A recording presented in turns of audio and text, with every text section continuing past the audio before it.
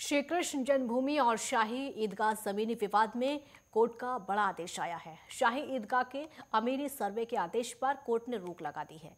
हिंदू सेना के अध्यक्ष विष्णु गुप्ता की याचिका पर सीनियर डिवीजन कोर्ट द्वारा अमीरी सर्वे का आदेश दिया गया था, लेकिन अब रोक लगाने के बाद शाही ईदगाह के अमीरी सर्वे के लिए मौके पर अमीन नहीं जाएगी।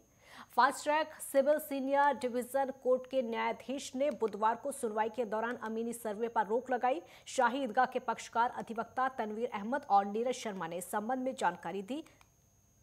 अमीनी सर्वे का आदेश हिंदू सेना के अध्यक्ष विष्णु गुप्ता की याचिका पर सीनियर डिवीजन कोर्ट द्वारा दिया गया था, लेकिन बुधवार को शाही ईदगाह के पक्षकारों की याचिका पर सुनवाई के दौरान इस पर रोक लगा दी गई। बीते 29 मार्च को ही कोर्ट द्वारा शाही ईदगाह के अमीनी सर्वे का आदेश दिया गया था। इस पर शाही ईदगाह के पक्षकारों ने fast track civil senior division court के सामने याचिका दायर की थी, जिसमें बुधवार को सुनवाई हुई और 29 मार्च के फैसले पर रोक लगाई।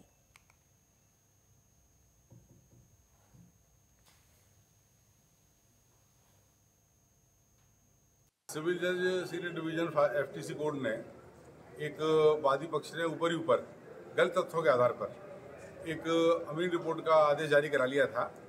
हमें जानकारी होने पर उस पर अपने प्रार्थना पत्र पेश किए, रूलिंग पेश की और पत्रावली पर माननीय न्यायालय का ध्यान आकर्षित कराया कि इसमें पहले से ही 25 जनवरी को ये आदेश पारित किया गया है कि हमारे 711 सीपीसी पर सर्वप्रथम सुनवाई होना अनिवार्य है। उससे पहले किसी प्रार्थना पत्र पर कोई सुनवाई, कोई आदेश नहीं होगा।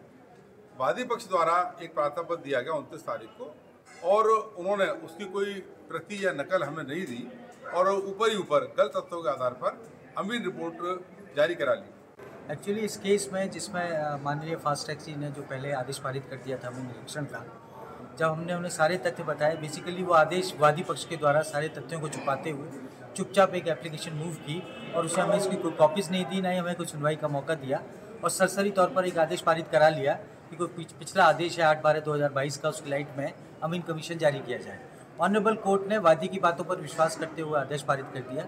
जैसे ही हमें इस संबंध में जानकारी हुई, हमारे द्वारा उस आदेश को रिकॉल करने की दरखास्तें दी गई और ये भी दरखास्तें दी गई कि सब जब तक हमारी रिकॉल की एप्लीकेशन को मेरिट पर सुना जाए तब तक के लिए अमीन कमीशन जारी करने का जो आदेश है उसके क्रियान्वयन को स्थगित किया जाए। देखिए, दिनांक 29/3/2023 को जो वादी की अधिवक्ता के द्वारा न्यायालय को गुमराह करते हुए आदेश 711 के जो प्रार्थना पत्र विचाराधीन चला आ रहा था, उस तथ्य को छुपा के जो आदेश पारित कर लिया, उसके बरखिलाफ ईदगाह मस्जिद की ओर से 2 प्रार्थना पत्र दिए गए। यहाँ 3 को प्रार्थना पत्र दिया गया, 4 को प्रार्थना पत्र और 2 को प्रार्थना पत्र दिया गया, 3 को प्रार्थना पत्र दिया गया। फिर उनके प्रार्थना पत्रों को पोस्टपोन डेट पर आदेश कर दिया गया। कल सुन्नी सेंटर वक्फ बोर्ड की ओर से उनके निर्देश पर मेरे द्वारा एक प्रार्थना पत्र न्यायालय में प्रस्तुत किया गया और वो प्रार्थना पत्र डिटेल में था मैंने कानून सहित वो प्रार्थना पत्र दिया था न्यायालय में। निवेदन किया था न्यायालय से कि माननीय सर्वोच्च न्यायालय और माननीय उच्च न्यायालय का आदेश इस प्रकार का है कि अगर किसी मुकदमे में 711 का प्रार्थना पत्र लग जाता है तो सबसे पहले न्यायालय 711 की सुनवाई करेगा। हमारा भगवान बालकृष्ण मेंटेनेंस कमेटी बात चल रहा था, जिसमें कि अमीन महोदय को माफी के खिलाने के आदेश जारी किए गए थे। उस कार्यक्रम में अमीन महोदय रिट प्राप्त कर ली गई थी और उनको दिनांक हमें नियत करनी थी निरीक्षण की, परंतु विपक्ष के द्वारा लगातार प्रार्थना पत्र प्रस्तुत की जा रही थी जो संज्ञान में आ रहा था। चूँकि उपरोक्त समय मात्रा न्यायालय में न्यायिक कार्य से अधिवक्ता विरत चल रहे हैं, नोवर्क चल रहा है, हमें कोई भी कॉपी किसी प्रार्थना पत्र के प्राप्त नहीं कराई गई, ना हमारा कोई पक्ष उसमें रखा गया है। एक पक्ष के रूप से कोई संज्ञान में आया माननीय न्यायालय द्वारा अमीन महोदय के जारी किए आदेश को स्थगित कर दिया गया है। जन्मभूमि मामले में आज एक बार फिर मुस्लिम पक्ष ने नीरज गौंड की अदालत में आमीन सर्वे को रोकने के लिए एक प्रार्थना पत्र दिया। अदालत ने उस प्रार्थना पत्र पर सुनवाई करते हुए 11 अप्रैल तक आमीन सर्वे पर रोक लगा दी है।